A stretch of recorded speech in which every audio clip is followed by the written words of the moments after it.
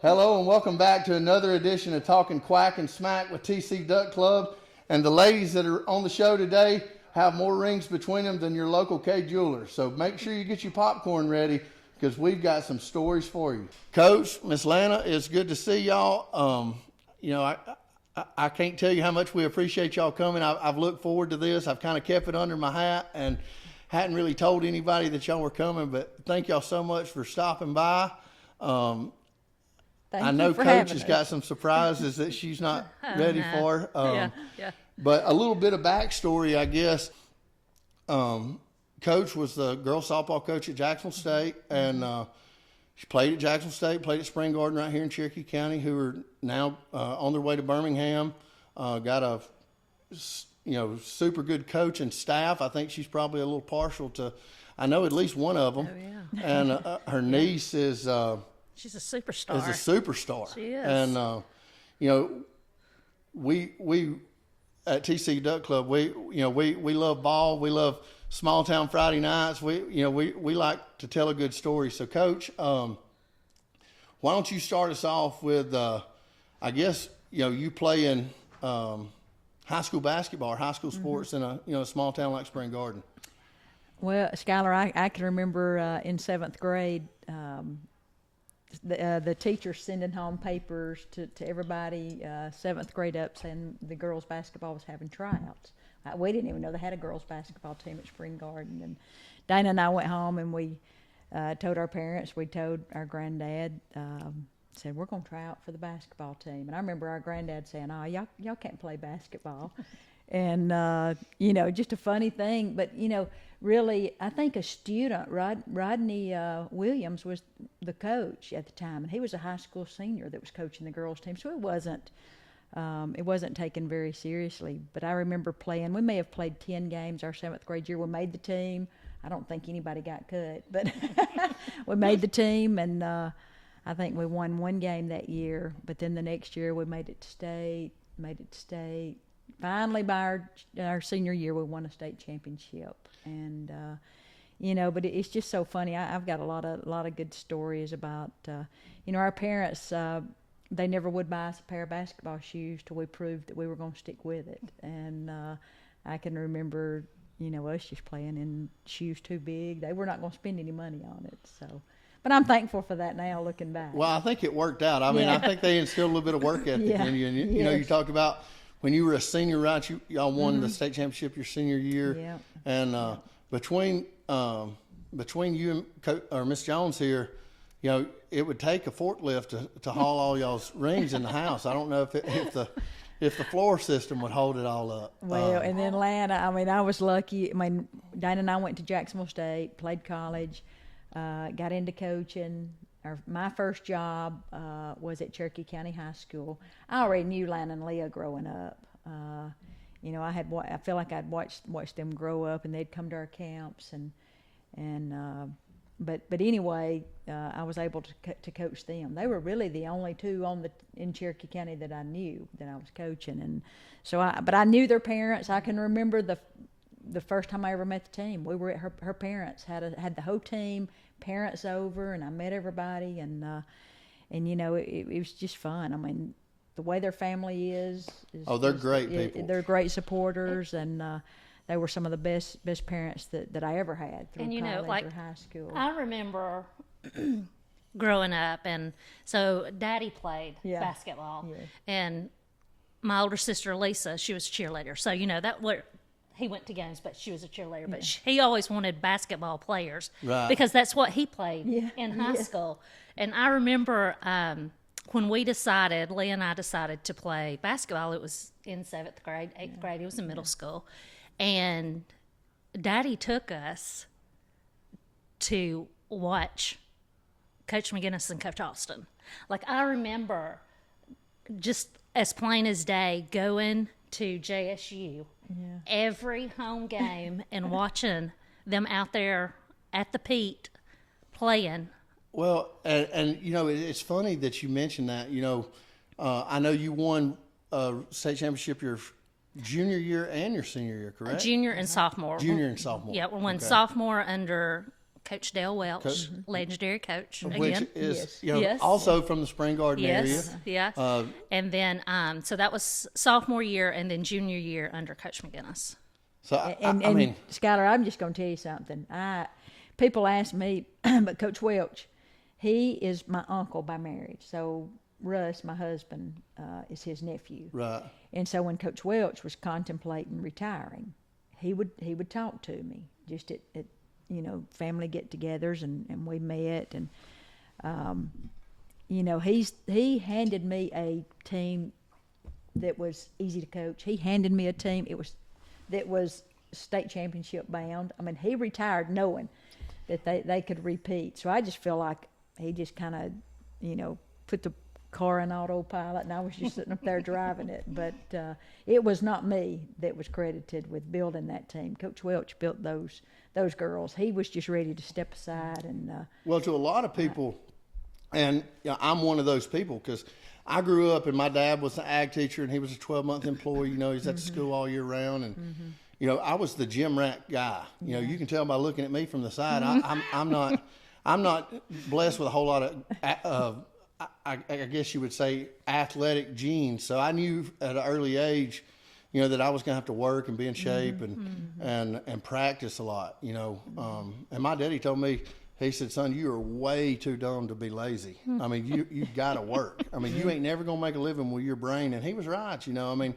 that's just kind of the niche that I fit in. But I remember being a little kid in the old Cracker Box gym up here at Cherokee County. Back then it took like 10 minutes for the lights to come on. And you couldn't just go in the gym and start shooting. You had to make a commitment to go shoot basketball. You're going to be there for a while, to make sure the lights come on. And I just remember going and seeing Coach Dale Welch and girls like Veronica Kauser and Leah Monteith, and when they won the state championship,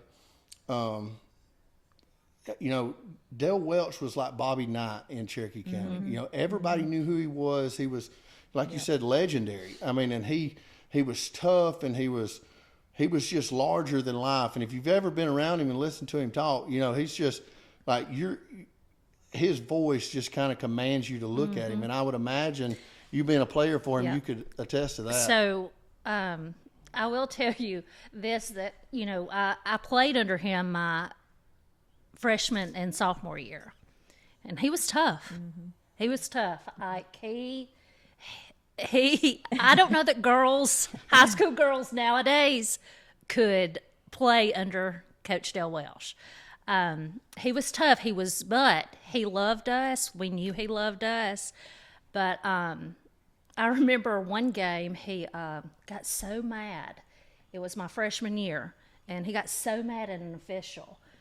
And he had a pocket full of change. And he slammed his hands down in his pants pocket and came out with 2 handfuls of change and threw it right there in the middle of the court. And, I mean, it was like he proved his point. I mean, he got a tech, but, he proved his point. But then, going from that to when Coach McGinnis came... Coach Welch was very outspoken, is a nice way to put it, on the sideline. And I remember the first few games that we played, and I would look at Leah Monteith at the time, and I'd be like, is she even calling plays?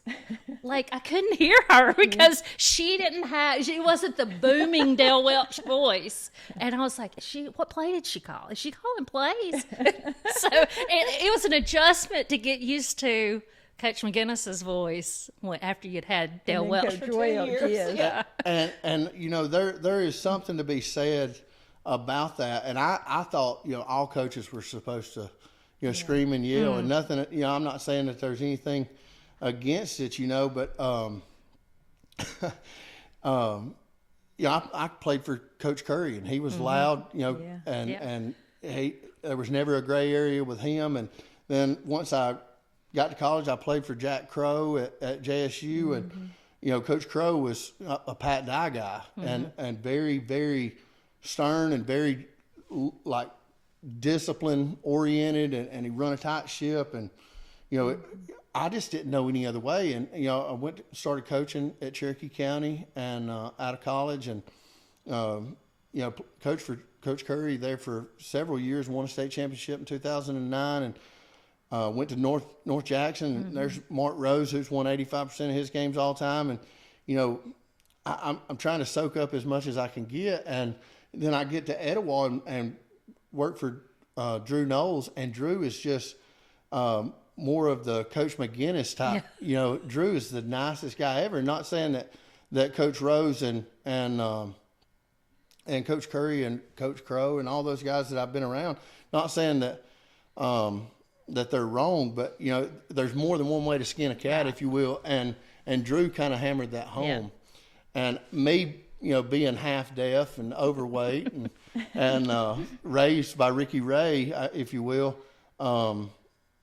you know, when I got the job at Cherokee County and was a young coach, some of the best advice I ever got was, you can't coach something you don't teach. Mm-hmm. Mm-hmm. And, you know, I was so frustrated, you know, trying to get like these players to learn this, or, you know, to do it this way, or to, you know, just do things correct. Mm-hmm. You know, go through the small things, you know, make sure you can do the small things, and they'll eventually translate, you know, it'll eventually translate into winning.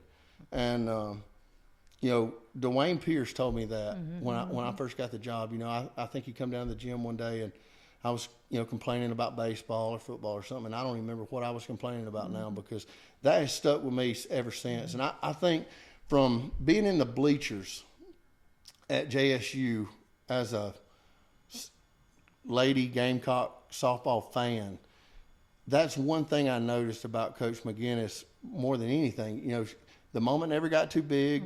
You know, no matter who we were playing, she was always even keeled, and it was just so much fun to watch her coach, and you could see those wheels turning. You know, and she probably walked 10 or 15 miles in that little square over there on third baseline, but you know, it was so much fun, you know, just to go out there and watch those games. And you know, if I was a female athlete, and, you know, especially from a small town, and saw what her and her sister were able to do, not only as players, but as, you know, alumni, you know, if you will, and what she brought to JSU, and what coaches brought to JSU. I mean, it was awesome to see how all the girls just, you know, they would always come home with a story from practice or whatever, and all the athletes just kind of hung out, you know. And not only that, I mean, Coach, I think you could probably tell better than me, but like, you had some really good girls, like really, really good girls that were at Jacksonville State at that time, and they were fun to be around, and they're, more importantly, they're good people. And you know, it was so much fun. Like, we wouldn't go to the baseball game. I mean, softball. I mean, we would go, but, you know, if we had a choice now, you know, these girls were good back then. Yeah, I mean, when we were in school, like Jacksonville State ruled the roost, and we'd go and grill out in the outfield, or you know, paint our chest or whatever. I mean, of course, they'd probably run out of paint before they got it all painted today. But that was several Little Debbies ago when we used to do that. But it was such a good time, you know, and you know, Coach built such a electric atmosphere. You know, the softball field got revamped, the facilities grew, and the support, you know, flowed in. I mean, it was just so much fun. But, you know, Coach, why don't you talk about, you know, some of your players at JSU, or maybe some stories, you know, that, you know, with your time, you know, starting, you know, coaching. I think you were there, what, 31 years? 31 years. 31 years. Yep. You know, it just flew by, Skylar. I mean, when I only got to coach high school for 1 year, I was lucky. Like I said, I just felt like I was given the keys to a Corvette, coaching Lana and her teammates that year, and I just felt like I was just kind of overseeing that team and doing what, you know, Coach Dale Welch had given to me. I inherited a very good team, but when I got to Jack State, the softball program was really at rock bottom. Mr. Jerry Cole had talked to Dana and I about coming back and coaching, and because Jacksonville State was just making the move from Division II to Division I. Right. So there was going to be no competing for championships for 2 years. They were just completely revamping. A lot of the older coaches that had been in it a while, they're like, kind of like what you see coaches doing right now with all the changes in NIL and everything. Well, when Jack State made the move to Division I, you saw a lot of coaches say, no, it's time for me to retire. I don't want to make this move into Division I. You saw Coach Jones retire shortly, Coach Burgess, a few years after. Coach Abbott retired. But those three right there really took Dana and I under their wings, and when we came in as a coach. And funny thing, when Mr. Cole talked to us about taking over the women's basketball and softball, he let us pick which sport we wanted to coach, and that was a no-brainer because Dana loved basketball more than I did. So I loved softball more than she did. We played both sports, but we took over. But the softball program was really at rock bottom when I took the job. We didn't get brought in till September 1, and I can remember sitting at the desk and pulling out the roster, and there were 7 girls on the roster, and I'm like, I don't know a lot about fast pitch, but I know it takes more than seven girls. So we had walk-ons from the team, and it was just. Were you able to get any like junior college transfers? Not until after my first year coaching. But that first year, Skylar, they were, and I tell them to this day, we had our alumni banquet a few weeks ago, and some from the very first team I coached was there. And I always told them that they were one of the pillars of the program because, Skylar, you got to remember, I was 23 years old. I had lived in the same dorm, eaten in the same cafeteria. We had hung out together on weekends, and then now I was coming back, and I was their head coach. But I mean, that's just something that people find it very hard to believe. But that group of girls was so hungry to have a winning program, they would run through a wall for me. And I guess they respected Dana and I from our college career and the things that we did. But they didn't look at me as just friends from year before or peers. They looked at me as a coach, and they were like me. They wanted the program to win. And even though we couldn't compete for a championship, that team, I think we won 16 games that year, and we had a losing record. But they really set the tone and were the foundation for the future. Then that year is when I went out and recruiting, and my first 3 signees was Rachel Smith, Rachel Stone, Ann Shelton, Welch, and Wendy McKibben. And Ann and Wendy were the only 2 that had fast pitch experience. They went to Johnson County Community College. Ann was an All-American pitcher. And those were my first 3 signees. And Rachel was a slow pitch player, but I knew her from Cherokee County days. I remember watching her play with Lana and how tough she was and everything. So, and she was playing slow pitch at Gadsden State. So I signed those 3, and then I tried to surround my other recruits, but they were the nucleus of the team. And it's funny you mentioned Rachel. A lot of people, are not putting Rachel Stone as being Rachel Smith. Yeah. And Rachel Smith may be a little more responsible for these Piedmont State Championship rings than what we are led to believe. Probably right. She may be coaching behind, from the bleachers. Probably right. You hear Saturday morning. Steve may agree with Saturday that. morning quarterback. Yeah. And again, it takes a special lady to be a coach's wife. And I tell you one thing, that Rachel's one of the toughest players that I ever coached at Jack State. She's tough as nails. I think I would put her as any of the college athletes. She was probably number 1. Her mother worked with my dad. She's tough. She'd play through anything. Her mother worked with my dad at the time at the high school, and Daddy would say, is she ever going to play a game? And her sister Roseanne, she said, you going to get those girls to ever play a whole game without fouling out? They going to use 4 of them every night.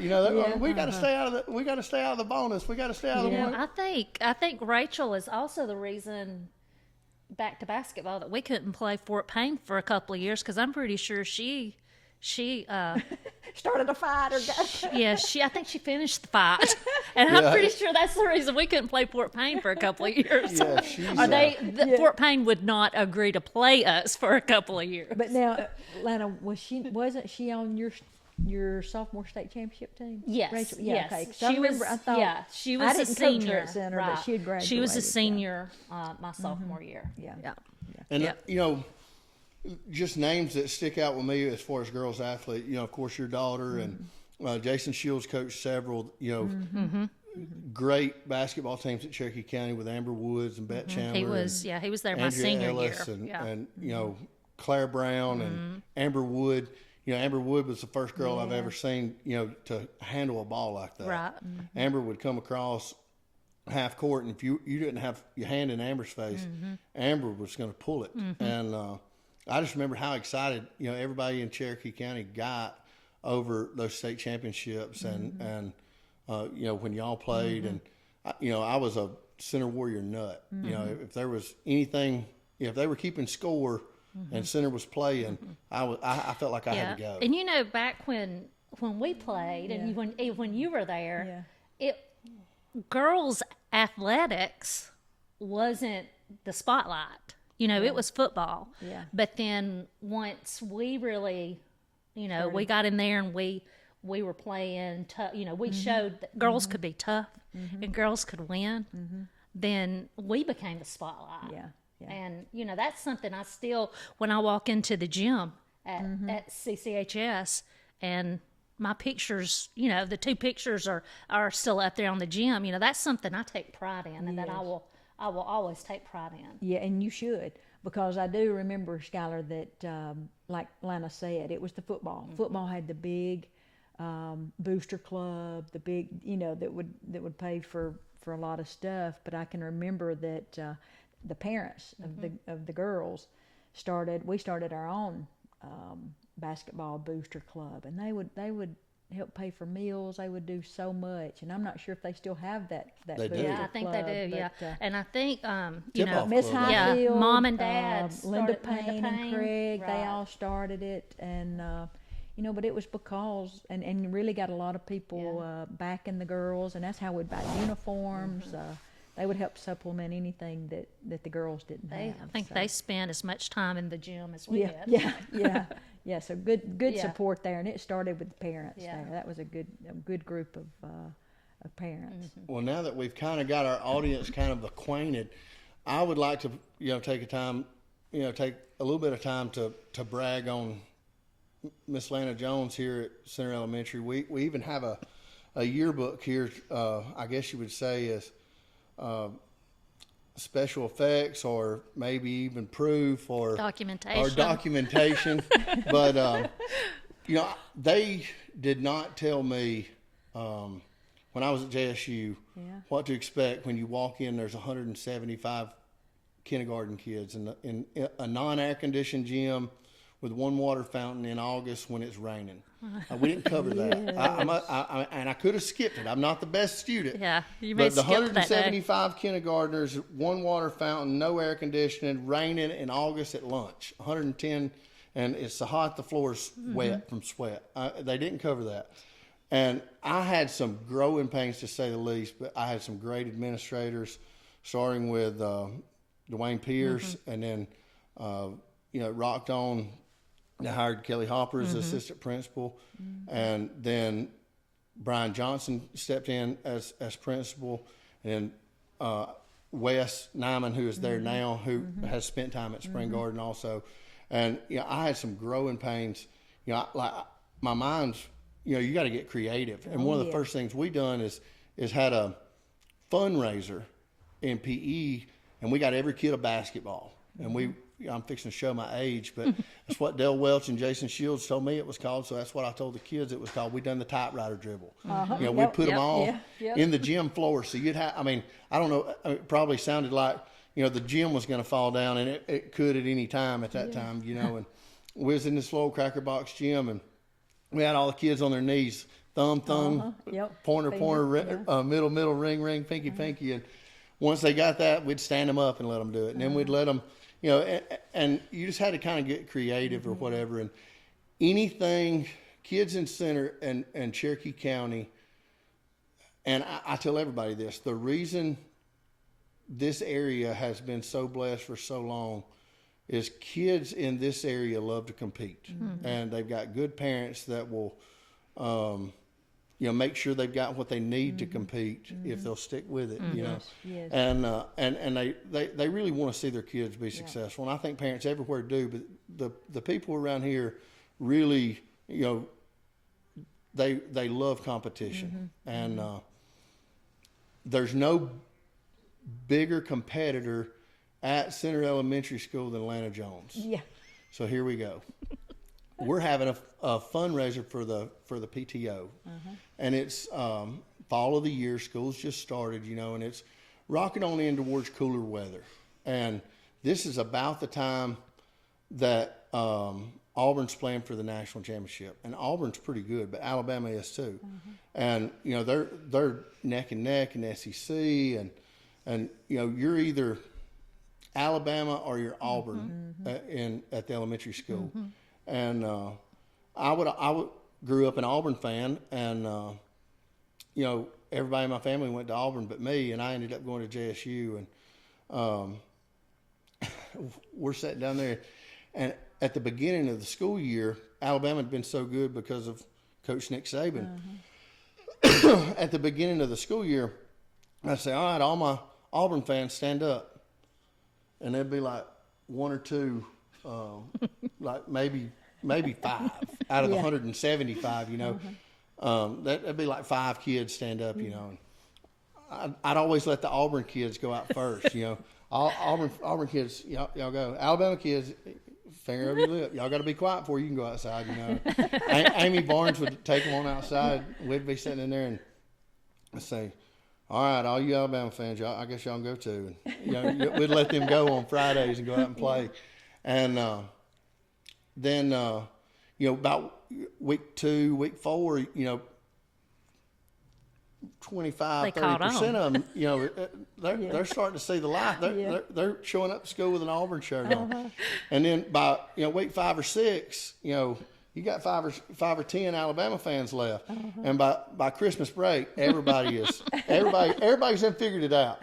They know how to play the game. But anyway, we decided we're going to have an Alabama or Auburn faculty football game. Oh. And Brian Johnson is going to quarterback the Alabama teachers, and I'm going to quarterback the Auburn teachers.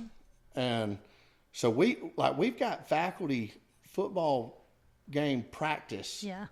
And we went all out, gym, T-shirts. But that was running fun. The kids loved it. We Yeah. brought the bleachers, the little rollaway bleachers out of the gym. And We had shirts with the numbers on the back. I mean, it was. I got the it was a big coaches deal. up at the high school to come and spray paint the field and everything. Like we had yard lines and an Auburn end zone, an Alabama end zone, and Alabama kids sat over here and Auburn kids sat over here, and parents come out and watched it and everything. And it was like, I'm still non-tenured, so it was like within, my first couple of years teaching. So I'm thinking I may have to longest yard this thing and throw the game, and just, come up a little, just a tad short, not. Yeah. And, Coach Johnson, would get on the loudspeaker, talk to the kids every morning, do the announcements and everything, and say the Pledge of Allegiance, and then he'd gouge them a little bit, oh, Alabama's going to win the faculty game, and he'd hang up, he'd get everybody stirred up. But Miss Kelly Hopper was on the Auburn side, and we had several like Auburn diehard Auburn people, and then of course you had several diehard Alabama people, and we show up, and we're putting eye black on. We've got we've got our Auburn T-shirts and numbers and talking we went all trash. Out. We're walking out of the gym out onto the playground, and got music and everything. The kids are going nuts. I bet they have no idea that we're in Center. They think we're at Jordan Hare. Yeah, Emily Morgan. I'm pretty sure she was playing the fight song and everything. It was huge. But anyway, so the game gets, again, it's neck and neck, and like it's getting physical. Like the teachers are like bumping into each other, like and like again, it was just They were seeing what competitiveness was. it was female teachers. The only males out there was Brian Johnson and me and Skylar. And I mean, we were having it out. Yeah, and see, the only other male in the whole place was Mr. Danny, the custodian. And I pitched the fit. I was like, he can't play. Yeah. You can't let Mr. Danny. I don't have another guy. Yeah. And Brad Weaver, come out and ended up playing with him and everything. And I'm like, there's no way this is fair. They came out like stacked. So anyway, we're probably.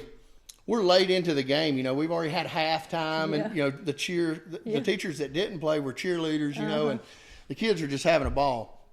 So it rocks on, like, we score to take the lead. And when I say we, the good guys, Auburn. Yes, Auburn scored to take the Auburn lead. goes down, and you may have been the one that caught I don't remember who caught I don't remember the ball. who caught it. But anyway, I just remember we scored to take the lead. And I remember I was running down the field because that's when I was so out of shape I had to take myself out. Because I had just Owen was 2, so I was like, and so I remember running down the field and we scored. And then I was like, I looked at Skylar and I was like, I'm done. I need a minute. So we're like, I guess you would say in typical Iron Bowl fashion, we scored, but there was still time on the clock. So the drama, is getting high, the game's on the line. And Brian Johnson takes over, and he's doing his best Johnny Manziel. I mean, he's just running around, and he stiff arming the teachers, and they're trying to get him. And I'll never forget it. I'm sitting over here on the sideline, and Brian is running to get away from another teacher. And I don't remember who it was that he's running away from.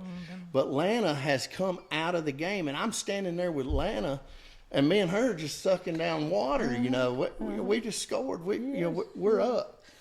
And Brian goes running to his left against the sideline, like his left shoulder's to the sideline. He is right on the sideline. So he stops and puts his brakes on. And when he puts his brakes on, he makes a loop and kind of turns with his right shoulder facing the sideline and is looking over his left shoulder. Well, Lana's standing about where you are, and he's just going to cut back and go across the field and probably would have scored. Lana kicks the competitor in her. Lana kicks his legs out from under him. And Brian's got his head turned to the side, and he looked like a scorpion.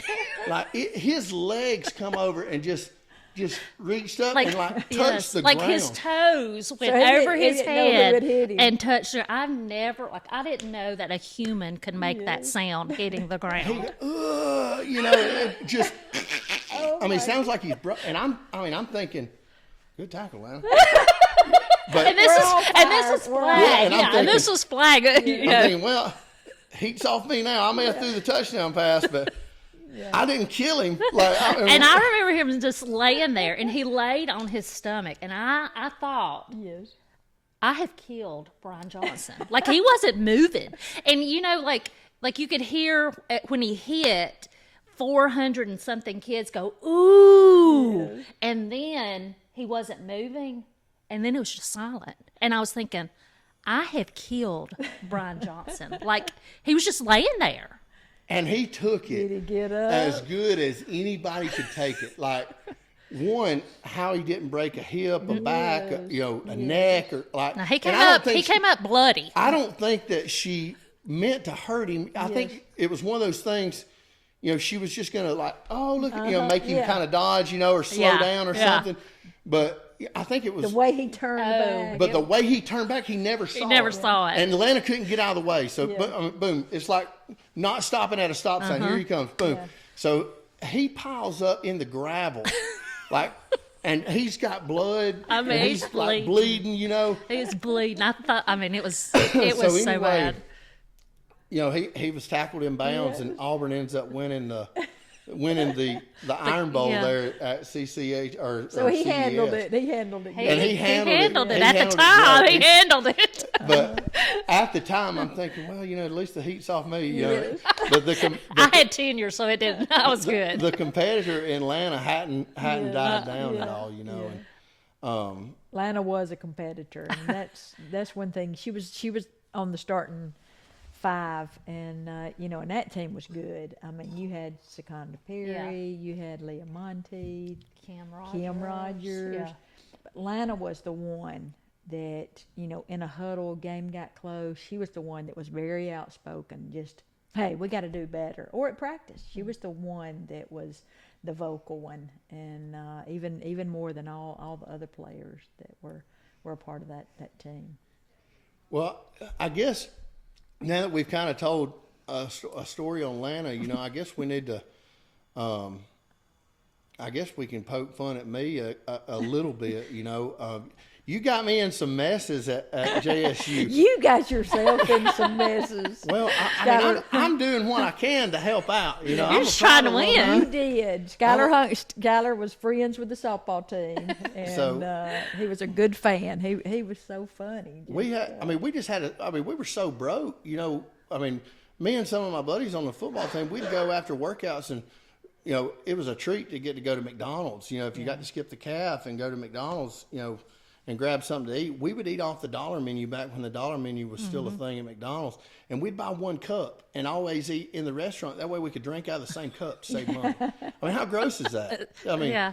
You didn't have an NIL deal. Yeah, we didn't have we had quarters out of the ashtray. Yeah. And lucky if we found a quarter. Yeah. But, we'd always go up to the softball game and kind of hang out, And back then, to me, it was Jack State is still the same, but maybe not as much. But back then, our biggest fans were friends from the other sports. The girls were friends with the baseball team, football team, basketball team. So we all supported each other. And that's one thing that you see so much of at JSU is, the athletes supporting each other and it was like a family at JSU. Like it was like being home. I never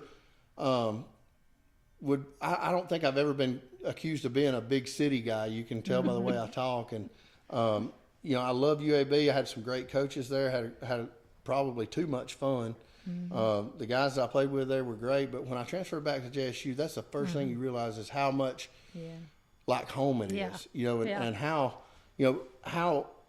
still to this day, it's amazing to me. I hunted with a couple guys that I played with and went to school with at Jacksonville State, and I hadn't seen them in years, and it was just like yesterday, and it brings back such good memories. But same thing with Coach. Coach goes down there and she wins at whatever she does. I mean, she's luck of the Irish or something. I don't know. I'm waiting to hear if she's got red hair or something. I don't know what the deal is, but. Jacksonville State wins the OVC, and I had a buddy from Niceville, Florida, on the football team, and John Houston, me and him were thick as thieves. We'd play NCAA, and he played receiver, I played quarterback, and we'd go throw, and we were just buddies. We'd go fishing or. Just sit around, shoot the breeze, watch TV, and kept asking John. I said, "Hey, who's this girl that transferred in from JSU, or transferred in from FSU, Florida State?" And he said, "Oh, I went to high school with her. She, she's way out of your league." And I said, "Well, no, I've got classes with her." I said, "Hook me up or whatever." So then we really start going to the softball game. You really had a reason. Had a reason to go now. I had some ulterior motives. Yeah. So this girl that I'd been dating probably 2 weeks, like at the most. I'd known her, been in class with her, but dated her 2 weeks. She had signed out of high school with Florida State. They had a coaching change, and for whatever reason, she ends up at JSU. Her sister is the catcher at Florida State. So there's some history between JSU and FSU. Yeah. And to make a long story short, there's another sister rivalry going. So we draw Florida State game 1. JSU comes out, and coach and them jump on them quick and jump out, and they just couldn't catch up. And JSU hands Florida State a loss in Tuscaloosa. And I'm kind of shocked. Like, I mean, I knew our girls were good, and I wanted them to win, but JSU playing Florida State, I'm like, God, I mean, this is unreal. Like, I mean, and the atmosphere is electric because you got all the fans from all 4 universities there watching it. Yeah. And, especially UT Chattanooga, they're wanting us to beat Florida State. I mean, they're big JSU fans until they have to play us. So anyway, they draw Alabama and get beat. So it puts us in the winners bracket with Alabama and puts Florida State in the losers bracket with UT Chat. Florida State beats UT Chat, they're done. Alabama jumps out on us early, kind of like we did on Florida State, and Alabama beats JSU. So it puts us in a losers bracket with 1 loss, double elimination tournament. So now we get Florida State again. Well, the girl that I'd been dating from JSU hits one at home plate, swings, and it lands somewhere about I-59. Like she hits it to the next zip code. Yes. Of course, boom, JSU goes on, I think, 10 runs, Florida State. Yeah. And, these girls are like, they're walking around like they've won the World Series. Right. They're back on top, and it was a fluke. And, Alabama's not going to beat us, and I'm, I'm not really wanting to play the bad guy, but I'm kind of like a little extra encouragement. I'm like, look, let's be realistic. Y'all had a good year, but you're probably not going to beat Alabama. It's probably not going to happen. I mean, y'all are pretty good, but they got an All-American pitcher. Mm-hmm. Well, the All-American pitcher was Kelsey Dunn from University of Alabama, and she's from Florida also. So Kayla had played travel ball against her, and we're talking on the phone, and she says, I'm going to hit a home run on ESPN. I can guarantee you that. And I promise you, if she pitches to me, I'm going to make them pay for it. They got something coming. If she throws me another rise ball, I'm going to hit it in the parking lot. Yeah. Like, so don't park in left field. She said, I'm hitting it in the top of the oak tree. Well, we come out, of course we're in the losers bracket, and we come out, and Kayla's first at bat, I think she's batting 3rd or 4th in the lineup. Yeah. She hits a seed. I mean, you can hang clothes on it. I mean, it's just a rod into the left center field gap, and it hits the chain link fence, and it never got waist high. I mean, I mean, it's a rod. I'm thinking, whoo, okay, whoo.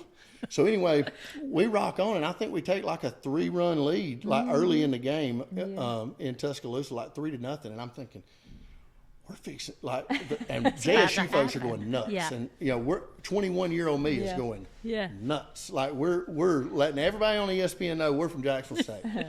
So and I'm tickled to death, because she just hit a double. We're up 3, and back up to our conversation. I felt like I dodged a bullet right there because I told her, I said, look, tell you what, if you hit a home run on ESPN, which I don't think you can. I mean, this is an All-American pitcher. Yeah. I said, I'll get your number tattooed on my rear end. So anyway, she hits the ball, and it doesn't really pan out. I mean, it's a rod now. So anyway, she hits the first one. I don't really worry about it. I'm like, well, 1 for 3, you go to the Hall of Fame. What's the chance of her hitting another one? So rock on. It's close now. It's 3-2, 3-3. They may even been up. Yeah. Kayla's second at bat. She comes back up, and first pitch, waist high fastball. Spow. She just spit on it. Strike 1. This next pitch. Spow. Waist high fastball. Spit on it. Didn't even look at it. Like she didn't even attempt to swing it. I'm like, what are you doing? Jump on that with both feet, you know. And I'm coaching from the dugout, like I know more than Coach McGinnis, you know. I'm come on, swing the bat, you know. And anyway, we're sitting up there in 0-2. Kelsey Dunn throws a 0-2 rise ball. And Kayla did exactly what she said she was going to do, and she hit that thing. If there's ever been a softball go 400 feet, it went 400 feet. I mean, I don't know if it's landed yet. It goes up there. And she let the prettiest pitches go by and swung at this look, and she hits it at her neck. Like, she hits it like she spit on 2 waist-high fastballs. And everybody's like, pull the trigger, you know. And Kayla's looking down the line, you know, and Coach McGinnis is like, come on, let's go. You know, because she's not, you know, let's go now. You know. So anyway, she hits that ball, and it goes into oblivion. And I just remember looking at that ball and being like, oh, my God, that's – she was so how? strong. Like, I mean, we're just kind of speechless, you know. And my buddy was sitting next to me, and he just looks at me. He said, you got to get a tattoo. You know, so anyway, I ended up – this was her junior year. Yes. So I ended up being true to my word, and unfortunately, I had forgotten about that story, Skylar. Had to get a tattoo, an unwanted tattoo, just to make my word good. But I think we're going to let Coach, and I don't know that I've told you this story, but there's a guy in Tennessee that if he listens to the podcast, I may have to make sure my address is unlisted because 21-year-old Skylar showed up to Knoxville. Oh, no. He had been tailgating all day. Oh, well, okay. Enough said. And we had a rain out the night before, and we jumped on them early. Rain in that week, in that weekend. There's few details that I can't remember, but that year, okay, so fast forward to the very next year, that team started the run where we, you know, in my career, probably the last 13 years, we probably won 10 conference championships, played in, 8 or 9 regionals, but it was the year at Alabama that really got us kick-started, and it helped our recruiting, and it just took us to another level. But so the very next year, same team, but the players, a lot of that core, they were seniors that year. And just to say that was probably one of the best teams that I ever coached as far as talent, hands down, because you had some really good players on that team. And so we went through the season. Very few games did we play a full 7 innings. I mean, even through the conference, we just rode through the conference. We set records. I didn't realize it at the time, but we were ranked in the nation, top 30. But anyway, we just dominate. I mean, we outscored our opponents. We had probably 7 out of 9 starters on the all-conference team. We had pitcher of the year, player of the year, all of that on that team. And then we host the conference tournament, and we choke. I mean, that team, I could see it. We completely let the pressure get to us. And we got beat. Skylar, I don't know if you remember that. We did not win. You know, and some of the girls flew Carla home. Pittman, yes. But, yes. And she wasn't the only one. Some of the girls had already, because school's out. Right. After the OVC tournament, the school's out already. Yeah. And we're devastated. I mean, here we are, best team I've ever coached. We had just dominated all through the season. We had won, I think, 48 games. I don't know. We had won a lot of games. And we only won 1 game. We lost 2 in the conference tournament. And so no team in the OVC had ever had an at-large bid in any sport. So the chances of us getting an at-large bid were slim to none. Well, we had players, like Skylar said, that flew home that weekend. Well, all of the returners that were returning the next year, I made them stay. I sent concession stand workers home, field workers home. I said, y'all are going to be the ones to fix the field. Right. We're going to watch somebody else win a championship on our field. I was just looking at the next year because they didn't want to be in this same situation. Well, we finished the tournament, selection shows on a Sunday night, and I couldn't watch it. I was still sick. I mean, I was physically sick from for the team. That team was the best team we've ever had at Jack State, and for us to lose like that. And I remember laying on the couch. I was watching on a Sunday night, watching Yankees and Boston. We didn't have a selection show party like we normally did. We didn't watch or anything. And it rolls around about 9 o'clock, and I'm like, oh, the selection show's going on.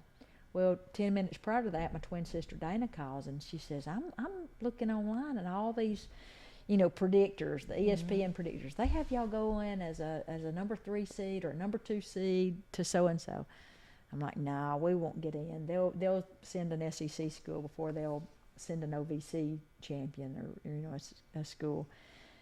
And then it wasn't Atlanta, Skylar, probably 10 minutes later, and I think Kayla was one of these, Allie Barker, they call and they're screaming, they're like, we're in the tournament. And we had gotten sent to Knoxville, Tennessee, and we were opening up with Nebraska. Wow. And we were not a 4 seed. It was like we were a 2 or a 3 seed. And, you talk about just, I didn't sleep at all that night. And then we had to call and get the players to fly back in. Oh my gosh. Yeah. And we're scrambling. I'm picking Carla Pittman up. Skylar picked within her up at the days of airport. leaving from the airport in Atlanta. I think she missed a practice or two. Yeah, she missed one before she could get flew back in, and I pick her up, and Eric was with me. Yeah. And we drove over and picked her up and went and got her. And brought her back to the field because we were practicing that day, and we were just so excited. It's like the team was just so excited they had a second chance. Yeah. And that's kind of the way they approached the tournament at Knoxville. But I remember we were beating Nebraska. We had been in rain delays, and then we come out, we boot the ball around, we made errors, we got beat first game, so we had to come through the losers bracket. And I can remember we're playing Tennessee. It was, who was the other team? James Madison? Mm-hmm. James Madison. They were good. And they were loaded. And you think about Tennessee girls softball, you think Tennessee Monica was Abbott. 10th in the country. It's a hostile environment. Yeah, they were good. And you had Nebraska, and they were good. But anyway, we had to come through the losers bracket, and with all the rain delays and everything. So we open up with. And before you, I don't want to interrupt you, but I think this will kind of build up to the story. So during the rain delay, we're playing Nebraska, and we're behind, and I just but we got a little momentum, and things are starting to go our way for the first time, and I just kind of look up, and it rained. And then they they pause the game. Then it rained, and then they pause the game. They bring the tarps on. Oh, we can't play. We'll be ready to go in 20 minutes. And I finally, I was like, look, it's rocking on. It's my bedtime. I'm hungry. I want something besides a hot dog. Yes. So I get on I get up on the edge of the fence. I'm like, hey, none of y'all went to Auburn? Y'all don't have no ag science guys up here in Knoxville. I said, y'all know how to dry a field off? Look, get you a shovel, get you a rake and some diamond dry, rake that stuff in. Let's go. It's quit raining. I said, we'd have been playing 20 minutes ago if we was at Auburn. Why don't y'all just put some blue in that uniform? Let's play ball. And I'm on the crew. Before we left that weekend, they knew who he was. I'm sure they did. So who's this guy from JSU? Yes. Anyway, fast forward. Ended up beating Nebraska on Sunday. We had to, because they pushed us into the next day, and of course Tennessee was making the decisions. I feel like they were thinking, all right, we're at an advantage. We're the ones sitting in the winners bracket, so let's just make them play as many games as they have to. So we wake up, and we beat Nebraska on Sunday, sent them home. So then we're playing Tennessee, and Ralph Weekly and Karen Weekly, they're the head coaches. Ralph is in the third base box, and our fans are on that side. Right. And Tennessee, our fans are on third base, but he's got to walk over. Yes. Tennessee's dugout's on the first base line, but he's got to walk over there to us. Right. Mm-hmm. And he's complaining about the umpire. And that's just the way Ralph has always been. He's going work the umpires, and Skylar gets to yelling at him and saying, "This is not the Ralphie show," So, It is too good, you know, because I didn't know who the guy was. And what really got him perturbed is like, you know, you don't have a problem hearing me. Like, I don't need that microphone. I stand out in the yard and y'all can hear me. Yeah. But, you know, we're sitting there, and I said something just about the time the pitcher gets to right there. I said something during a warm-up pitch. Well, she threw a ball. And when it bounced in the dirt, you know, I'm sure it scared her because, you know, my voice is going to echo. Right. So it bounces in the dirt, and she looks up at me and does like this. And I'm like, it's on. Gotcha. It's on. Yeah, he was our best fan. He was our number. He was definitely our 10th man right there. So she starts in and can't throw a strike. Like, and we're hit, like everything That's she his throws All-American pitcher, too. I mean, a good athlete. Yes. She just could not find the strike zone. And every time she got to right there, I would say, yeah! You would say, yeah. We'd just go nuts. And she'd bounce one on in the ground. So Ralph goes out, or, you know, I didn't know it was Ralph. The head coach at Tennessee goes out to talk to her. And he goes out to talk to her. So he gets out there. Well, they're both looking up like this at me. Oh, no. So, like that guy. And I'm sitting there like this. You know, everybody in the whole stadium is starting to see that I'm under both their skin, including me. Yes. So, anyway, he's walking around like she said, and he's gnawing at the umpire, you know, about the strike zone. Because everything that girl threw up there in the first inning, we jumped on with both feet. I mean, if it's a strike or if it didn't hit us in the back, those girls are just wearing it out. Yeah. So anyway, he comes over there and he just looks up and just kind of chirps up there at me. And this guy's a legend, you know. I mean, he's the head coach at Tennessee. I mean, and he was the Olympic coach. He was one of the Olympic coaches. Gosh. So I didn't Google that much. And he wasn't from Jacksonville State. Yeah. So I didn't care who he was. Yeah. So anyway, I just knew I just knew that he was aware that I was up there. Yeah. And I wanted to just make sure that he knew what I was thinking. So anyway, he says something, just, you know, kind of a smart aleck remark. And I said, it ain't the Ralphie show. It ain't the Christmas story either. So you ain't fixing to get what you want for Christmas. I said, and I tell you what, you'd be a lot better off with a BB gun than you are coaching softball, because we're going to tattoo y'all. We're going to wear y'all out. I said, I'll tell you what, instead of worrying about, talking to me, you need to be out there earning your paycheck. Because right now, big boy, y'all are behind. And he turns around. And he said, well, you don't talk about my paycheck. I'll tell you about my paycheck. And he starts telling me how much money he gets paid. Yeah. And it gets and in the facilities, he starts telling us all about during the game. Oh my God. And this is the first or second inning. I had him bent out of shape, and I'm waiting at any time because, you know, she was like my teen mom, and I knew she knew my daddy, and I didn't want to get grounded or a belt whipping, because my daddy would be like, you know, I could just hear it now, like, you know, elementary. Yes. Hey, Skylar's been acting up in class. Yes. Well, whip his tail with a belt. I mean, I could just see Coach McGinnis coming out from the dugout saying, Skylar, come here. I would go over there to the fence and get wore out. The Jack State fans knew what he was doing. They knew it was getting to them. They were loving it. You know? So all the girls on the team are just, you know, feeding off of it. And bless her heart, you know, that girl from Tennessee, she could not find it. And I mean, but it had Coach Weekly so just frustrated that we had only gone up like 2 runs, 3 runs, and he pulled her quick, thinking there's no way Jack State can't beat us twice, because we'd have had to turn around and play them again. So he pulled her real quick and let her settle down. And we went on to beat them 7 runs or something like that. And then the championship game, Carla Pittman, the pitcher that we were talking about, had gone home. She was our All-American. She's in the Hall of Fame.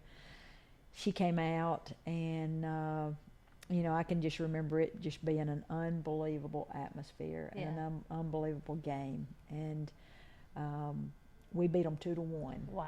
And I can remember one of the plays at home was we were on defense, base hit up the middle, and Tennessee sends their runner. And our center fielder throws her out at home. Wow. Now that's one that Ralph comes out, argues with the umpire. He thought, they got cheated. And I can remember waking up the next day in Knoxville after we won, and or getting somebody sent me the paper because we came home that night, but getting the paper, and it said Knox out, and it's got a picture of Allie Barker, our catcher, making the tag, and I've got that picture framed, and we were the one mid-major school that went on to super regionals that year. Because that next week we went to Alabama and played. Yeah. And you don't realize when you're in the heat of the season and everything, but you don't realize how close you are to going to Oklahoma City, the World Series. But I remember we went to Alabama. They beat us twice, but then the announcer says, and Alabama advances to the College World Series. Just to know that team was that close. But I think hands down, you have to say that was the most successful team that I ever coached. Right. It was always the '96 team that was the first team to ever make it to, a regional. They were the very first team in Division I that Jack State ever had to make it to postseason. They were the standard setters, and but until the 2009 team, and then the 2009 team still holds that standard to where all the other teams try to meet. But that was some of the best memories of my coaching career there in college, and it was a lot of fun. Well, it was a lot of fun to be a part of it. Just sitting in the bleachers, right. I ate a lot of popcorn, drank a lot of Coca-Cola, and I guess, now in the spirit of good sportsmanship, I guess now would be a good time to apologize to Ralph for me and all my antics to get us through. But if I'm being completely honest, I did the same thing tomorrow. Oh, once I knew that I was under his skin, I got him, and I would probably, as an adult, look down there and think, "Oh man, come on." That was me. But anyway, he probably has told this same story, and I really, really, really hope that this podcast reaches him, and we get. I would love. I'll drive to his living room. I don't know if I want to be on his property. There may be gun laws or something. I may get shot over there, but I'd meet him at a Buffalo Wild Wings or a McDonald's. But I would love to have his side of that story. I bet you he's hated me for years. Yeah. But Ralph and Karen. Well, Karen is still the head coach. Ralph retired a couple of years ago, but they still to this day. Every regional, at the start of every regional, they try to coach their team. Hey, don't let anybody surprise you. Don't think. Yeah. And then they tell the story about Jack State going in and winning. But Ralph and Karen and I, we were competitors because when before they went to Tennessee, they were UTC. They started that program, so we were friends, and they would come to Jack State and play. But they've done a really good job with that program since. But we still talk about that story, that weekend and everything. Yeah, I would like to apologize to you if I got that friendship on in rocky ground there for a while. Ralph is a competitor, and I guarantee you, in his day, he would be mouthing doing the same thing just to get in other people's heads and stuff. So. Well, both of you ladies, I know it's a school night, and both of you are extremely busy, but I can't tell you how much I really appreciate you.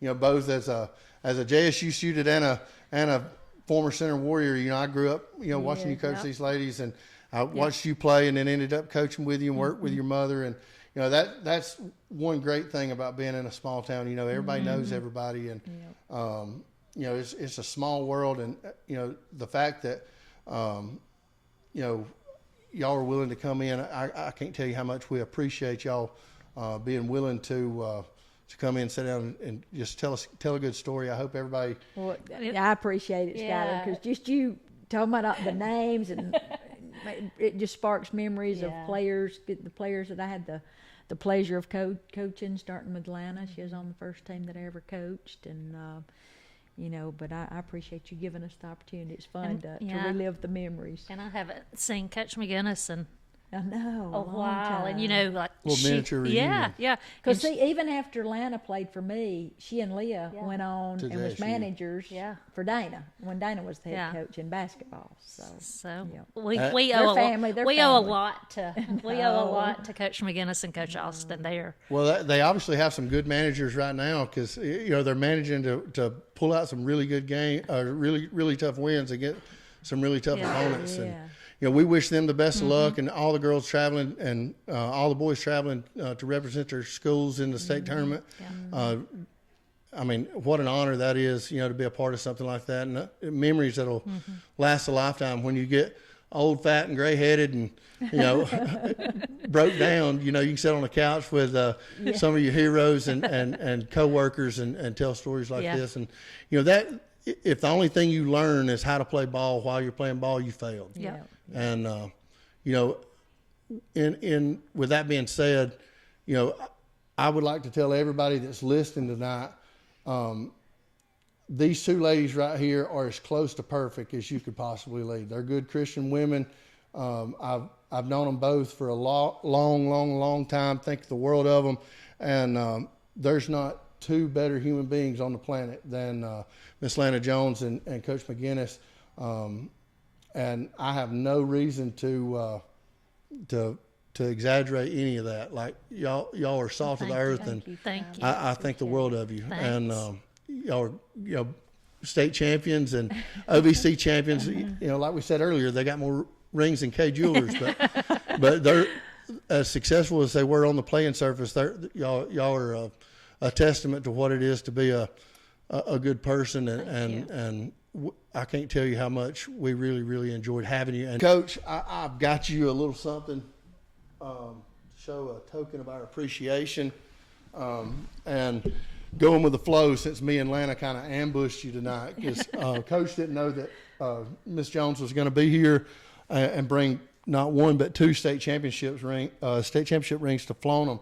So we've got you a TC Duck Club bat. It says That is awesome. thank you, Coach Jana McGinnis, for knocking it out of the park at TC Duck Club, and we dated it. And our co-host Renzel, who couldn't be here tonight, Renzel Adams and Ryan Law. Ryan Law. He's got ties to Spring Garden, and he'd just soon work as Breeze. So, and then me and Keith both signed it. And Coach, if you don't care, we're going to let you put the final signature on this thing. Me? And I hope you enjoy our little gag gift. And Thank you. if nothing love else, that. you can. That'll go right up there with my other bats. That means as much to me as the others. So thank you, Skylar. Appreciate it. Well, you're more than welcome. And again, thank you, ladies, for coming out and taking the time to talk to us. I've enjoyed it. And we'll make sure that we get a couple snapshots of the CES Auburn football game. And Coach, with your permission, we'd like to maybe put a couple pictures of the girls that were on those two teams that we talked about, and maybe see if we can't spruce up some editing and some TikTok stories about tonight, and give some special effects on the side. But thank you so much, and we're going to get out of here. Thank you. Well, that'll do it for another episode of Talking Quack and Smack with TC Duck Club. Y'all stay with us, because we're going to keep killing it.